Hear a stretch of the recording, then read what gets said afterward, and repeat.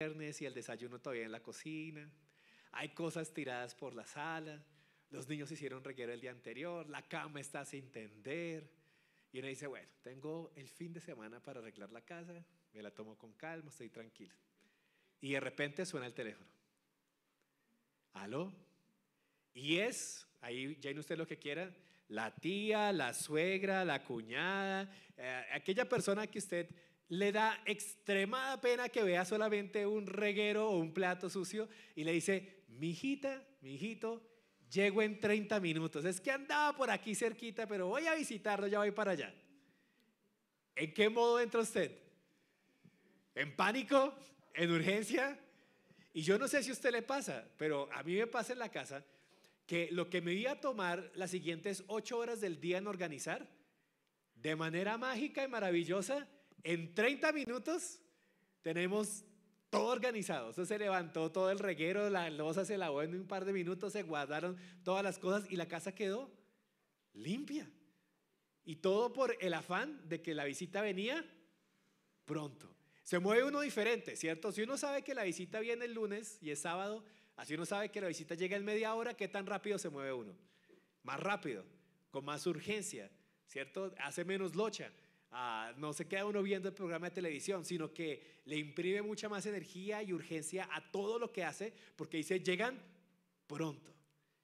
De la misma manera, la llegada de Cristo, la venida de Cristo, debe afectarnos como creyentes, debe afectar la manera en que vivimos y que tomamos decisiones. Y hemos estado estudiando en el libro de Primera de Corintios el cómo Pablo estaba tratando de que esta iglesia viera de que el evangelio, de que todas las verdades del evangelio afectan la vida cotidiana del creyente. Y una gran verdad que afecta la vida del creyente es el inminente regreso de Cristo. Afecta nuestro llamado, afecta nuestro estado, afecta cómo nos vemos hoy en día y qué deseamos lograr. La iglesia de Corinto estaba plagada, como lo hemos visto, por filosofía de este mundo. Y esa filosofía de este mundo los hacía pensar incluso acerca de su espiritualidad de maneras erróneas y diferentes. En el capítulo 17, hace 8 días, vimos que Pablo estaba contestando a un argumento, a un dicho de los corintios que decía que bueno es para el hombre no tocar mujer, o sea que era mejor no tener ninguna clase de relaciones sexuales, incluso dentro del matrimonio. Y Pablo les dice, no, eso no es la perspectiva correcta. Y les habla y corrige acerca de cómo el evangelio cambia la manera en la que ven sus relaciones como casados, como personas casadas con no creyentes, como personas solteras o que personas que están teniendo algún tipo de problemas. Y ahora en esta siguiente sección, Pablo va a hablar y va a continuar hablando a diferentes grupos de personas, pero quiere que se enfoquen en el llamado de Dios, en lo que Dios tiene para ellos y en la venida pronta de Cristo Jesús. Esta mañana quiero que miremos, en vista de que Cristo vuelve pronto, 3 cosas. Primero, vive tu presente para el Señor, buscando el propósito de tu llamado. Vive tu presente para el Señor, buscando el propósito de tu llamado. Comencemos con nuestra lectura. 1 Corintios capítulo 7, versículo 17. La Nueva Biblia de las Américas dice lo siguiente: fuera de esto, según el Señor ha asignado a cada uno, según Dios llamó a cada cual, así ande. Esto ordeno en todas las iglesias. Esta primera frase es muy importante que la entendamos y que la exploremos, porque es la base del resto de los argumentos que Pablo va a hacer de aquí en adelante. Fíjense lo que está diciendo: según el Señor ha asignado, según Dios llamó a cada cual. ¿Y cuál es la orden? ¿Qué tienen que hacer las personas? Así ande.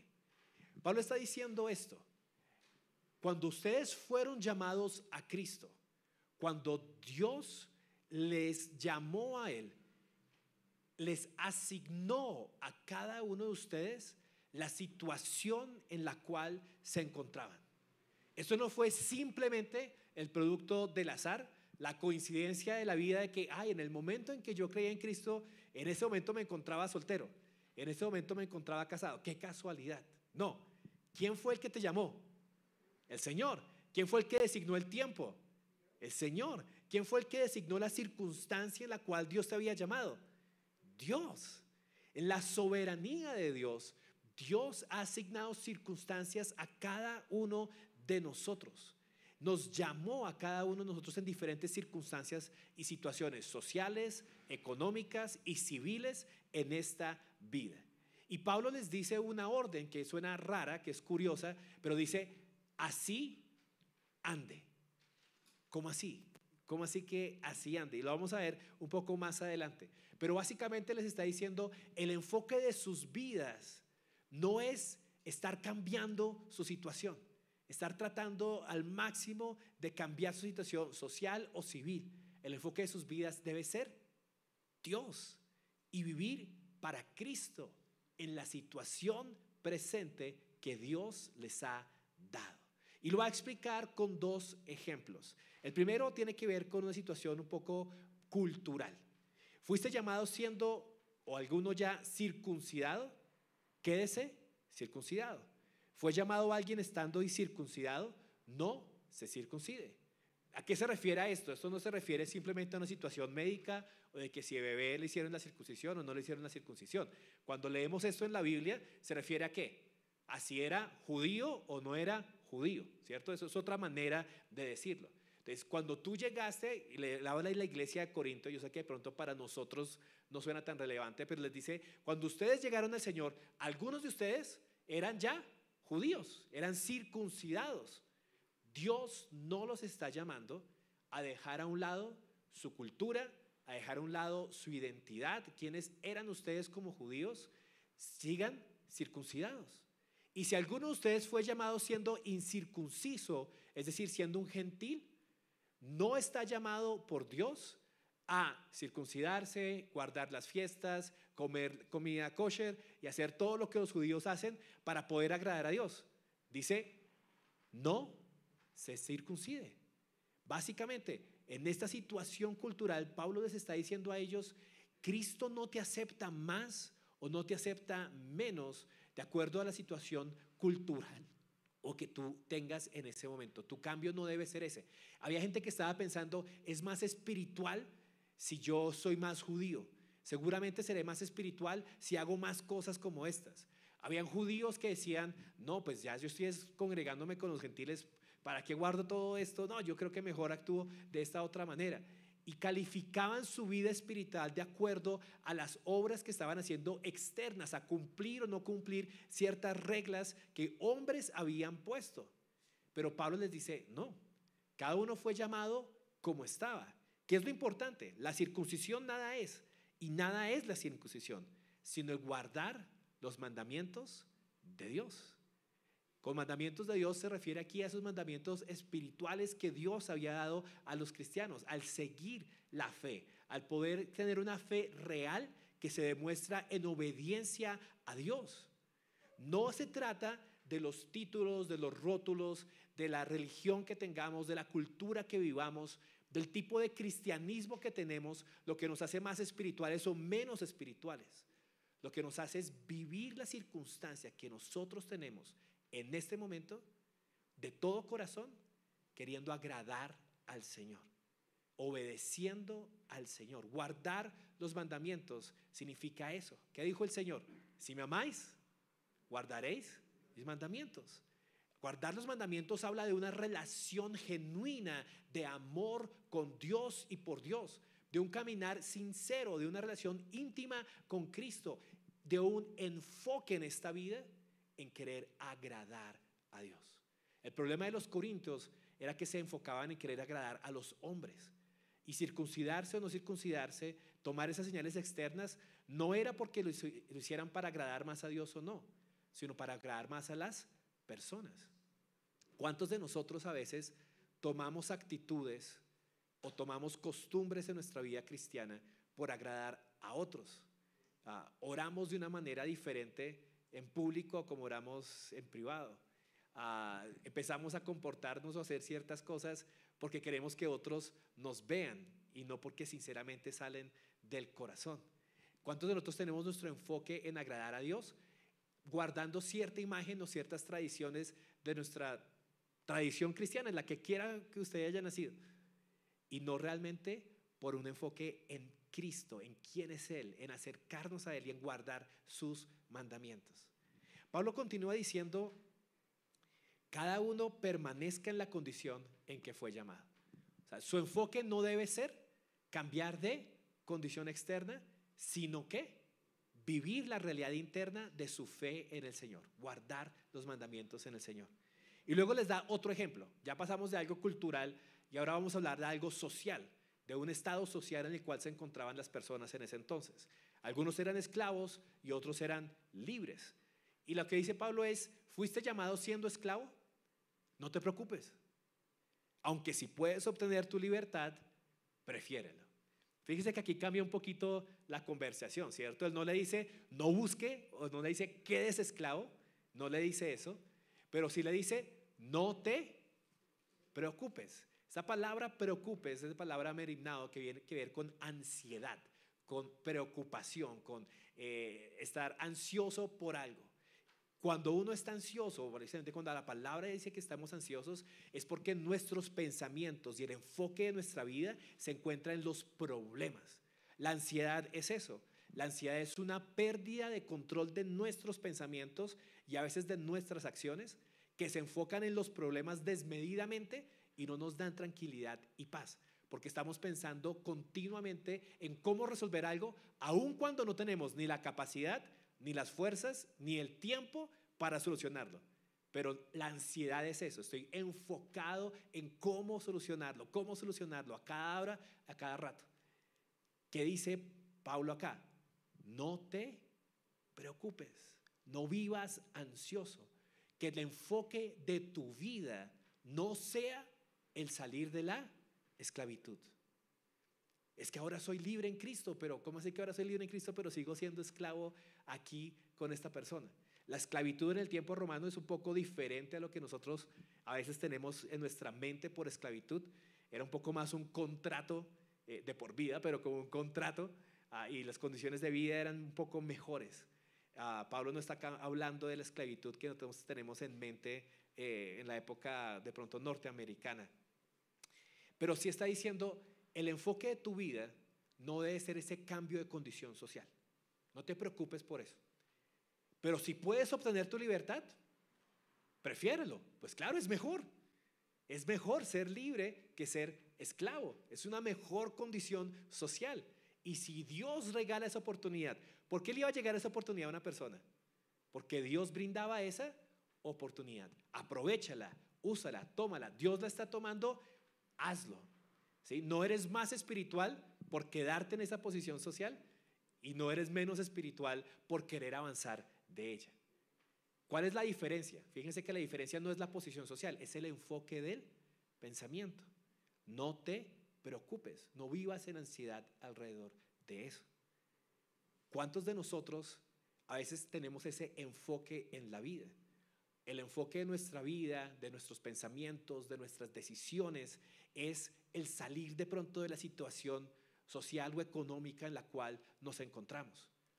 Y cuando eso pasa, tomamos decisiones equivocadas, tomamos decisiones afanadas, tomamos decisiones enfocadas en el dinero o tomamos decisiones enfocadas en solucionar rápido algo que nosotros decimos, tengo que solucionar este problema porque tengo que salir de esta situación. Y yo les digo, conozco tantas personas que viven en esa situación, yo mismo he pasado por eso y casi siempre cuando toma decisiones así, la embarra, se equivoca y termina sacrificando su relación con Dios, su vida con el Señor o familia incluso. Pablo dice, fuiste llamado siendo esclavo, no te preocupes, no estés ansioso por salir de esa situación, pero si puedes, hazlo. Después de todo, el que fue llamado por el Señor siendo esclavo es un hombre libre en el Señor, es libre en el Señor. Y de la misma manera el que fue llamado siendo libre, esclavo es en Cristo. Y Pablo hace una invitación muy bonita acá, y es a ver nuestra vida no a través de los dictámenes sociales y económicos que este mundo nos ha dado, a evaluarnos no a través de en qué estrato me encuentro viviendo hoy en día y en qué estrato me gustaría a mí vivir, sino a evaluarnos, a vernos a nosotros mismos y a valorarnos según la manera en la cual Dios nos ve a cada uno de nosotros. Pablo les dice a los esclavos, ustedes pueden estar viviendo y trabajando ahorita como esclavos, pero Dios no los ve como esclavos. Dios los ve como libres. Y por lo tanto, siéntase libre. Y le dice a los libres, ustedes se creerán muy independientes y creerán que no le responden a nadie, pero el que fue llamado siendo libre, en realidad es un esclavo de Cristo. Usted le responde al Señor, su vida es para Él. Usted no hace lo que a usted se le plazca, porque si en verdad ha sido llamado, ahora su vida es para servirle al Señor. ¿Qué cambio tan diferente? ¿No le parece? ¿Cómo cambian nuestras vidas? ¿Cómo cambian nuestras preocupaciones? ¿Cómo cambia el valor que nosotros tenemos? A veces el resentimiento que tenemos hacia otros que tienen más o que tienen menos, el valor que le damos a las personas porque tengan más o que tengan menos en nosotros, si no los miramos de acuerdo a cómo este mundo nos enseña a ver la gente, si no valoramos a las personas de acuerdo a cómo este mundo les da valor, por lo que tienen, por lo que hacen, por lo que logran, por los títulos que tengan, sino que los aprendemos a ver y nos aprendemos a ver a nosotros a través de cómo Cristo nos ve, de lo que Cristo ha hecho en nuestras vidas. Cuando nos vemos acá en la iglesia como hermanos, acá no vemos a un ingeniero o a un panadero o a un hermano diferente, no. Vemos hermanos, todos coherederos de la gracia, todos libres en el Señor y todos esclavos de Cristo. Y todos juntos para servir al Señor con el mismo valor. Y así mismo nos vemos nosotros. Cuando uno ve la vida de esa manera, toma decisiones diferentes. El que tiene dinero a veces piensa que puede hacer lo que quiera porque tiene dinero. ¿Sí? Me voy a ir, voy a viajar. Y ya planeo a dónde viajar y digo, voy a la ciudad, lo que sea. Ni lo piensa, que tiene el dinero ahí en la cuenta. Y en ningún momento ora o le pide a Dios sabiduría o pregunta si es algo que Dios quiere. El que de pronto no tiene dinero está enfocado en que no tengo, pero no puedo hacer esto y no puedo hacer lo otro, y me gustaría hacer tal cosa y me gustaría hacer lo otro, pero yo no tengo para hacerlo, y cómo consigo para esto y cómo consigo para lo otro, y a veces ni ora y no le pide a Dios ayuda y no consulta con Dios en su vida, sino que se enfoca en lo que no tiene. Pero Pablo nos enseña aquí en este pedazo acerca de ver nuestras vidas como Dios nos ha llamado. El que tiene es esclavo de Cristo. Así tú tengas toda la capacidad de decisión monetaria en la vida, Dios sigue llamándonos a preguntar, Señor, ¿quieres que haga esto? ¿Quieres que haga lo otro? ¿Cómo quieres que invierta mi dinero? Señor, ¿cómo puedo ser sabio en esto que voy a hacer?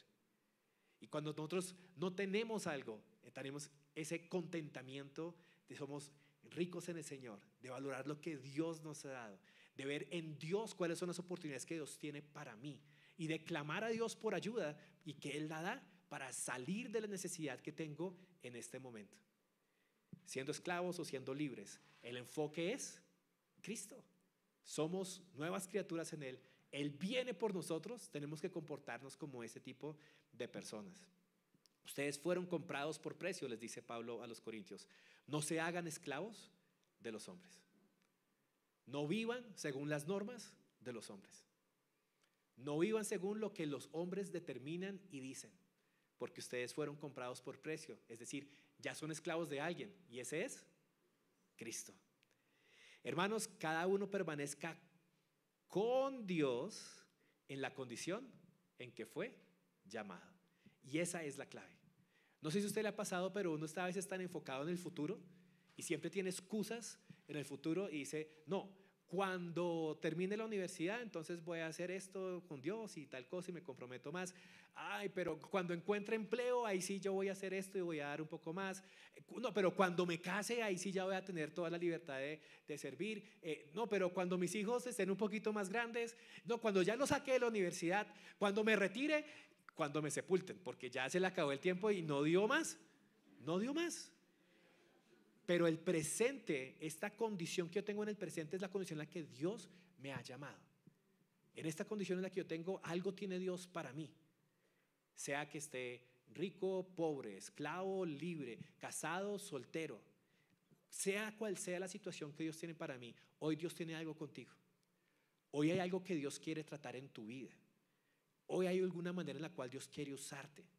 Hoy tú puedes ser bendición para otra persona. Hoy hay algo que Dios quiere enseñarte a través de la circunstancia presente que tú estás viviendo. Y ese es el enfoque que Dios quiere que nosotros tengamos. El presente es dado por Dios. Y el futuro no es para nosotros, sino es para Cristo. Debemos de vivir, decidir, no como para nuestro propio futuro, sino para el futuro en que el Señor vuelve por segunda vez. Esa realidad se empieza a hacer un poco más clara en el siguiente pasaje que vamos a leer. Pablo les dice, y yo lo veo de esta manera, yo creo que Pablo bebía como si Cristo volviera mañana y planeaba como si tardara 1000 años. Y creo que esa es una clave muy bonita para nosotros de cómo vivir nuestra vida, de cómo entender la segunda venida de Cristo. Si usted se da cuenta, Pablo, Pedro, Juan, todos ellos escriben como diciendo, el tiempo se acerca, el juez está en la puerta, ya viene pronto. Y ellos lo vivían de esa manera, lo sentían de esa manera, estaban ansiosos por eso, lo deseaban. La segunda venida de Cristo era algo tan real para ellos que les animaba a trabajar, a esforzarse, a tomar decisiones de una manera diferente. Pero al mismo tiempo, Pablo planeaba. Decía, yo quiero ir a España, tengo que llegar a ese lugar, tengo que alcanzar el rincón más lejano del mundo que yo conozco en este momento, porque hasta allá nos mandó Cristo. Y se afanaba y vivía su vida hacia el futuro, pero con el afán de que Cristo volvía pronto. Miren lo que sigue diciendo. Hay un problema específico con el que Pablo va a aplicar esta realidad.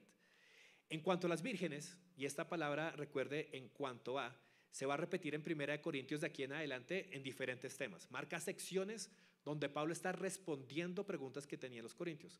Había algún problema, no sabemos exactamente cuál es, pero parece que habían algunas mujeres vírgenes que no se habían casado y estaban los papás también pensando qué será más espiritual. De pronto será más espiritual que no se casen, que se queden así. Pero ¿y si las damos en casamiento, será que estamos pecando? ¿Será que estamos haciendo algo malo? Porque, como habían dicho erróneamente al principio, bueno es para el hombre no tocar mujer. Entonces, teniendo esa perspectiva incorrecta dada por su cultura y un falso sentido de religiosidad, ellos están preguntándose qué hacemos con nuestras hijas. ¿Las damos en matrimonio o no las damos en matrimonio? Y Pablo les dice lo siguiente: no tengo mandamiento del Señor, es decir, no hay una palabra específica como si la había en Mateo, ¿se acuerdan en Mateo 5? Acerca de la separación de una mujer y un hombre casados. Es decir, la palabra de Dios no dice nada con respecto a las mujeres no casadas. No hay un mandamiento específico del Señor, pero doy mi opinión. Es decir, Pablo iba a dar su opinión como apóstol, como el que habiendo recibido la misericordia de Dios es digno de confianza, y pues nosotros lo entendemos como inspirado de parte de Dios. ¿Y qué les dice? Creo pues que esto es bueno. Esto es bueno es que ellas permanecieran vírgenes, que no se casaran, en vista de la presente aflicción. Es decir, que es bueno que el hombre se quede como está. Entonces aquí uno dice, pero otra vez, luego no es bueno casarse, no, que haya esposa no haya un tesoro. ¿Qué está diciendo Pablo acá? Fíjense lo que está diciendo. ¿En vista de qué? ¿Cuál es el filtro aquí? Habla de la presente aflicción. La presente aflicción es una frase que se repite a lo largo del Nuevo Testamento para hablar de los tiempos difíciles que vienen antes de la segunda venida de Cristo. Es decir, Pablo está diciendo, en vista de que el tiempo se acorta, en vista de que Cristo vuelve, en vista de que pienso de que Cristo puede volver en cualquier momento, es bueno que el hombre se quede como está. Es bueno que su enfoque esté en el Señor. Es bueno que su vida sea para el Señor. Y dice entonces, ¿estás unido a mujer? No procures separarte. Fíjate que él no está dando una calificación entre mal y bueno, estar casado o no estar casado. Dice, no se afane, o sea, Dios lo llamó ahí, está casado, listo, hágale. Usted está casado, no se preocupe por separarse de su mujer, porque no, ahora tengo que dedicarme solamente a servir al Señor y dejo a mi esposa y a mis hijos tirados porque me voy a servir a Dios a otro lado. No se separe, entonces, quédese ahí. Dios lo llamó en ese sentido. ¿Está libre de mujer? No busques mujer. Entonces se la tengo que imprimir a Daniela así en su cuarto. ¿Qué es lo que Pablo está diciendo acá? Nuevamente, no es que sea malo o sea incorrecto que haya en el hombre el deseo de casarse, sino que en vista de los tiempos de aflicción, en vista de que el Señor vuelve pronto, en dónde debe estar el enfoque. El enfoque de la vida no debe estar en cambiar lo más rápido posible de estado civil, ¿sí? En que, no, 25 años y no me he casado. Campamento de jóvenes, ¿cuándo es? Pero cuando hay mezcla con otra iglesia, porque en la mía no hay, y estoy afanado y preocupado por estar mirando y buscando y con quién me voy a casar, y declaro ayuno y oración hasta que el Señor no me revele. Y Pablo dice, no busques mujer, o sea, no estés afanado por eso. Ese no es el enfoque de la vida. Ese no es el enfoque de la vida. Si te casas, no has pecado. Y si una virgen se casa, no ha pecado. Y Pablo nos empieza a explicar un poquito qué es lo que él está pensando. Y dice, sin embargo, ellos tendrán problemas en esta vida y yo quiero evitárselos. ¿Sí? Van a haber dificultades, van a haber complicaciones en el tomar la decisión de casarse. Pero esto digo, hermanos, y acá fíjense en otra frase escatológica de Pablo, el tiempo ha sido acortado. O sea, Pablo veía que el tiempo era cortico, que no quedaba mucho tiempo. Por eso Pablo vivía como vivía. Por eso Pablo se esforzaba como se esforzaba por el Señor. Por eso Pablo se sacrificaba como se sacrificaba por el Señor. Porque él decía, en cualquier momento puede volver Cristo. Y vivía su vida de esa manera. Y yo creo que cada año que pasaba él decía, no, así tengo que seguir viviendo. De modo que de ahora en adelante, entonces ahora fíjense en lo que le está diciendo. Si el tiempo se ha cortado, es decir, si Cristo vive pronto, esto afecta la manera en la que nosotros tomamos decisiones, ¿sí? El que tenía mujer sea como si no la tuviera. No está diciendo que abandone a su mujer, porque ya lo vimos que dijo algo diferente en los versículos anteriores. No está diciendo que no le preocupe su matrimonio. Está diciendo enfóquese en Dios, que su afán no sea solamente de este mundo. Los que lloran como si no lloraran, los que se regocijan como si no se regocijaran, los que compran como si no tuvieran nada. Es decir, no se preocupe por lo que está sucediendo tanto en este mundo, por los afanes de esta vida, porque todo esto va a pasar. Los que aprovechan del mundo como si no lo aprovecharan plenamente, porque la apariencia de este mundo es pasajera. Pablo está diciendo cómo estamos enfocando nuestras vidas, ¿sí? Ya sea lo que nos preocupa, los que lloran, lo que nos alegra, lo que nos goza, lo que adquirimos, lo que vivimos y disfrutamos de este mundo. Lo hacemos con esa urgencia de el Señor puede volver por segunda vez. Mi enfoque está en poder lograr lo que más pueda para el Señor antes de que Él regrese, antes de que mi tiempo en esa tierra expire. O mi enfoque está en llorar, gozarme, adquirir, disfrutar, ¿sí? Y fíjense que Pablo coloca aquí todas las cosas, porque incluso el sufrimiento a veces puede ser un enfoque erróneo en nuestras vidas, ¿sí? Cuando estamos enfocados solamente en nuestro sufrimiento y no en el Señor. Cuando estamos enfocados solamente en lo que nos trae alegría y en las expectativas que tenemos y no en el Señor. Cuando estamos enfocados en lo que adquirimos y en las posesiones que tenemos y no en Cristo. Cuando estamos enfocados en este mundo y en los escalafones de este mundo y no en el Señor.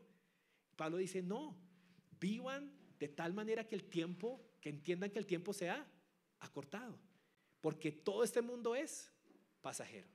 Y al final, lo que vale la pena es lo que permanece. ¿Cómo vivimos nuestra vida, hermanos? ¿Cómo vives tú tu vida? ¿La venida del Señor está de pronto muy lejos para ti? Y el enfoque en el Señor de pronto es algo que pensamos muy de vez en cuando. ¿O tenemos esa urgencia de decir, ¿qué voy a dejar para Cristo? ¿Qué voy a hacer para el Señor? ¿Qué voy a lograr para Él? ¿Cómo enfoco mi vida en Él?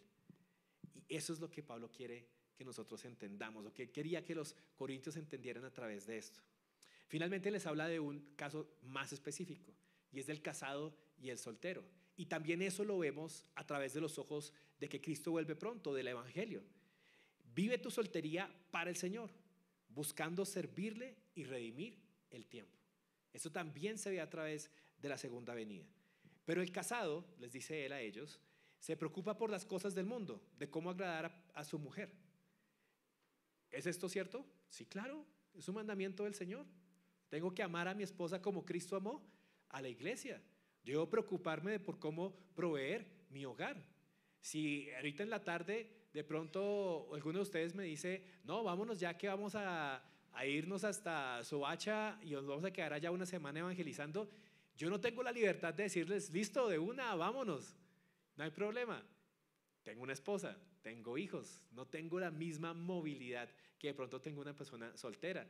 Pablo estaba un día en una ciudad, vivía un año y luego al otro tiempo decía, el Señor me llamó para otro lado, adiós, nos vemos. Él no tenía que pensar en nada más, no tenía que proveer para nadie más, sino para sí mismo. Tenía una movilidad que de pronto una persona casada no podía tener. Por eso dice, sus intereses están divididos. La mujer que no está casada y la virgen se preocupan por las cosas del Señor, para ser santas tanto en cuerpo como en espíritu.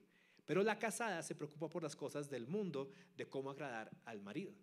¿Sí? Aquí estamos hablando nuevamente de una cuestión de enfoque.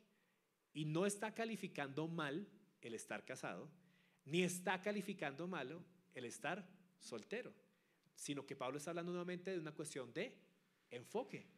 Lo que Pablo nos está diciendo es que hay un beneficio, hay una bendición muy grande en el estar soltero. Y eso es algo que yo creo que nosotros en nuestra cultura moderna tenemos que escuchar. Estar soltero no es una enfermedad. Estar soltero no es un dolor, no es algo como que, pero ¿cuándo le va a pasar esta pobre enfermedad a este pobre chino? ¿Cuándo se irá a casar esta niña? Pero ya tiene 30 años y no se ha casado y nos preocupa y nos afana y estoy orando por usted, mi hijito, que consiga esposa. Pues amén, gracias. Es bueno, qué bueno es encontrar una esposa en el Señor. Pero ¿cuál es el enfoque? El enfoque de mi soltería no es salir de mi soltería.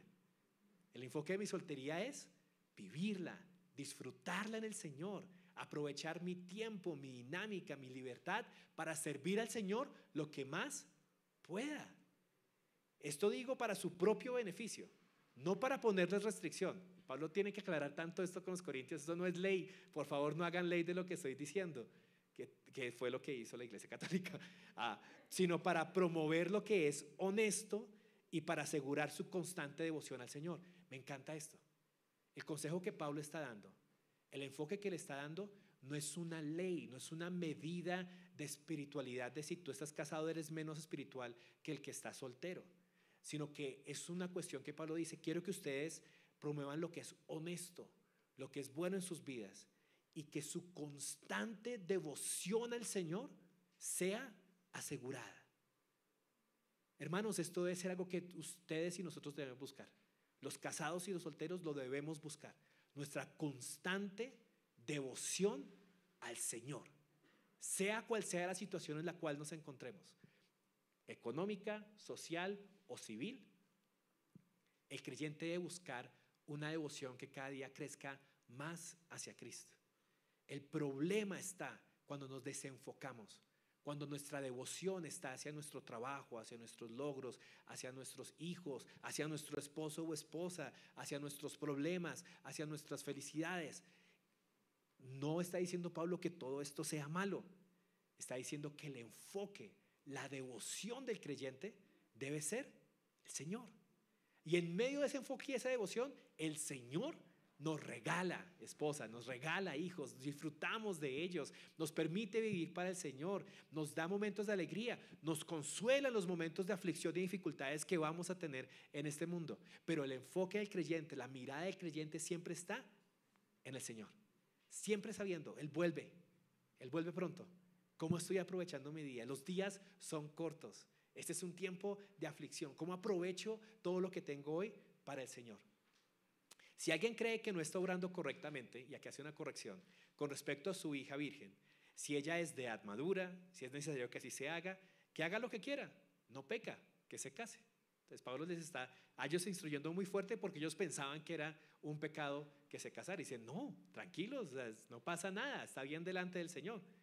Pero el que está firme en su corazón, me gusta esta manera en que Pablo lo pone, firme en su corazón, o sea, tiene una convicción de parte de Dios de que vive soltero para el Señor, sin presión alguna, ¿sí? Si no la tiene él, no se la pongamos nosotros. Tiene control sobre su propia voluntad, o sea, tiene dominio propio como lo vimos en el capítulo pasado. Y ha decidido en su corazón conservar virgen a su hija, bien hará. Y aquí podríamos decir, ha decidido en su corazón conservarse virgen, o sea, no casarse. Y fíjese que Pablo asocia esas dos cosas, no casarse con ser virgen, porque está hablando de ser puros sexualmente delante del Señor. Qué bueno es, esto no es malo, esto no es malo. ¿Sí? Y nosotros necesitamos escucharlo, porque a veces le damos menos valor al que es soltero, incluso en el ministerio. Desconfiamos más del que es soltero, pensamos que no puede hacer las mismas cosas. Cuando Pablo era soltero, dedicó su vida completa al Señor. Hay un valor muy grande en estar casados, hay sabiduría que viene en tener que compartir la vida con otras personas. Hay un proceso de santificación, pero berraco cuando uno se casa, donde uno aprende a verse a sí mismo y saber que uno no es la perlita que uno pensaba que uno era. Pero también hay un gran valor en el estar solteros y dedicarnos al Señor. Les cuento un testimonio cortico y ya. En el seminario tuve un profesor, mi profesor de hermenéutica, el profesor Curubila se llamaba. Este hombre era soltero, ya tenía por lo menos unos 45 o 47 años cuando fue profesor mío. Y él nos contaba su testimonio en clase y se presentaba: soy soltero por convicción y por llamado del Señor. Y había decidido hacer eso en su vida. Este hombre tenía 3 doctorados, era médico, era doctor, especialista en dermatología, y había hecho también un doctorado en teología y un doctorado en predicación expositiva. Trabajaba todavía como médico, él todavía servía como médico en dermatología y enseñaba como profesor en el seminario bíblico y predicaba casi todos los domingos en su iglesia y en diferentes iglesias visitando. Y discipulaba a personas para el Señor, y sobre todo estudiantes y varones, ayudándolos a acercarse más a Cristo. Y su vida era completamente enfocada en el Señor. Y era realizado, feliz, no le hacía falta absolutamente nada en esta vida. Su enfoque era Cristo y lo vivía para el Señor. Es la única persona que yo he conocido hasta el momento que le he visto ese llamado tan claro y ese don tan claro en su vida y ese enfoque tan bonito. Pero es alguien que a mí me inspiró grandemente a decir: ¿cuál es mi enfoque? ¿Cuál es el enfoque de mi vida? Si este hombre enfocó su vida siendo soltero para el Señor, yo también tengo que enfocar mi vida siendo casado para el Señor. ¿Cuál va a ser el enfoque de mi matrimonio? ¿Cuál va a ser el enfoque de criar a mis hijos? ¿Cuál va a ser el enfoque de mis logros profesionales? El enfoque debe ser Cristo, debe ser el Señor, debo trabajar para Él, debo servirle a Él, en donde Dios me haya llamado. Y esto es para decirles: se puede. Solteros, aquellos que todavía no se han casado hoy en el Señor, qué bendición, qué bueno es. Dios los ha dado una bendición muy grande. Aprovéchenla, usen su tiempo, usen su energía, usen su dinero, no de la manera en que el mundo les está enseñando a hacerlo, a enfocarse solo en ustedes mismos. ¿Sí? El soltero: yo puedo viajar, yo puedo comer, yo puedo hacer esto. Y si usted viera el feed de Instagram de todo soltero, es eso, ¿no? Ser soltero significa invertir en uno todo el tiempo. Y yo no me caso porque si me caso no puedo viajar, no puedo hacer esto, no puedo hacer lo otro. No, aún como soltero, nuestro llamado es para vivir para otros, para servir a otros, para dar a otros, a darnos a los demás como Cristo se dio a sí mismo por otros. Sí, así los dos. El que da en matrimonio a su hija hace bien, y el que no la da en matrimonio hace mejor. La mujer, y acá cierra este pedazo, ya habló de las vírgenes, ahora hablar de las viudas. La mujer está ligada mientras el marido vive, pero si el marido muere, está en libertad de casarse con quien desee, solo que sea en el Señor. Pero en mi opinión, será más feliz si se queda como está. Y creo que yo también tengo el Espíritu de Dios. Entonces, Pablo les dice finalmente eso. O sea, aquí hay alguien que está bien feliz, como está en el Señor. Y Pablo finalmente cierra diciendo eso. Es como que hay dificultades. Y sí, vivir con otra persona es un reto. Bonito, hermoso, pero es un reto. Nos equivocamos, nos herimos, aprendemos el uno del otro. Pero hay un valor, dice Pablo, hay un valor muy grande en la persona que desea dedicar su vida entera a servir al Señor. Casi siempre hablamos de los casados. No sé si usted se da cuenta que hablamos mucho del matrimonio, hablamos del hogar, hablamos de todo esto y casi poco hablamos de la soltería. Hoy les tocó a los solteros. Qué bueno es Esto es muy bueno y es una gran oportunidad y una gran época en sus vidas. Para los solteros, para los casados, para cada uno de nosotros hoy, el reto final es qué valor tiene Cristo y qué valor tiene su regreso y la inminencia de que Él vuelve en nuestras vidas. Yo quisiera que usted se fuera este día evaluando eso hoy. Evalúelo. ¿Qué peso tiene en su corazón? ¿Cuál es el centro de su vida hoy? ¿Alrededor de qué gira su vida hoy? ¿Gira alrededor de salir de una situación civil, anímica, social? ¿O gira alrededor de Cristo? ¿Cuál es el enfoque? ¿Cuáles son nuestros sueños? ¿Cómo dedicamos nuestra vida?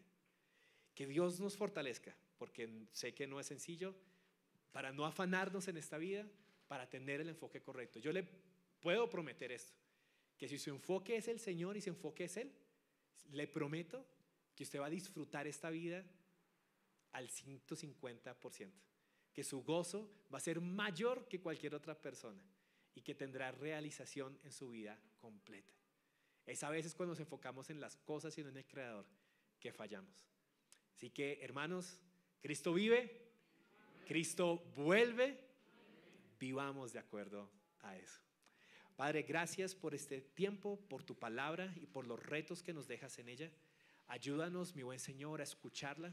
Ayúdanos a no olvidarla. Ayúdanos a que haga mella en nuestros corazones. Ayúdanos, mi buen Señor, a que pueda, por favor, mi buen Dios, cambiar nuestra manera de pensar y de vivir, mi buen Señor. Rey, si el día de hoy tú nos convences y tú traes convicción a nuestra vida de que no hemos tenido el enfoque correcto, de que no hemos vivido como es para ti, yo te ruego, mi buen Señor, que nos ayudes a arrepentirnos, a cambiar nuestra manera de pensar, a volver a ponerte a ti en primer lugar, a enfocar nuestra vida para ti, mi buen Señor. Ayúdanos a aprovechar bien el tiempo porque los días son malos, mi buen Señor. Ayúdanos, mi buen Señor, a invertir nuestras vidas en lo que perdura para toda la eternidad. Y ayúdanos, mi buen Señor, a hacer lo que sea que tú nos has dado, a estar en el estado en el cual tú nos has puesto, mi buen Señor, y hacerlo como para ti y para tu gloria. En el nombre de Cristo Jesús. Amén. No tenemos hoy personas que nos acompañan por primera vez, así que, hermanos, Dios los bendiga, que descansen y que tengan un hermoso domingo.